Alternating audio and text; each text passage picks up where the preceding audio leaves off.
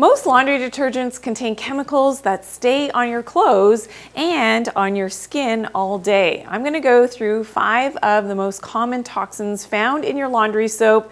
It's really important that you know this distinct difference to lead a cleaner and healthier life. Okay, number 1 on my list is synthetic fragrance. This could also be parfum, and this can contain dozens or even hundreds of different hidden chemicals, all under that label of fragrance, which can be potentially linked to allergies. It can cause headaches, hormonal disruption, and even asthma, especially if you're sensitive to those fragrances.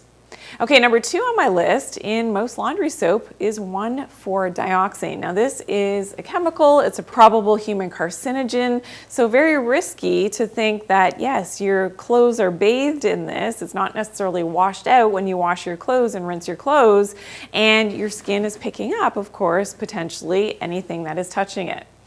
Okay, number 3 on my list is optical brighteners, often found in most laundry soaps. And they don't actually do anything to clean your clothes, but they can coat the fabrics to make them look brighter, meaning that your laundry looks fresher and brighter, but it can cause skin irritations and also even pollute our waterways. So not something that is recommended to be having, of course, in your laundry soap. Okay, number 4 on my list are phthalates, often hidden inside the word fragrance. And again, these are hormonal disruptors.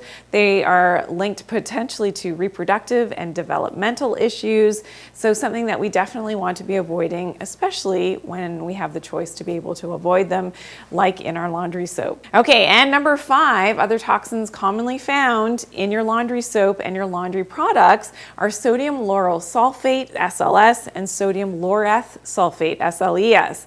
These can irritate your eyes, your skin, and that SLES may also be contaminated with that 1,4-dioxane, which we saw on my list as well. So whatever you can do to decrease your exposure to, these toxins in your laundry soap, the healthier you're going to be. And of course, especially if you have people in your family who have skin irritations and rashes, eczema, psoriasis, you definitely want to be using a more natural laundry soap. And I just happen to have another video, so I want you to check it out, how you can make your own with my own recipe, DIY laundry soap recipe. I hope that you're not only going to watch the video, but that you start making this a really cost-effective way to keep your clothes fresh and clean, and it's all natural and non-toxic. So check out the recipe there. I'll see you there.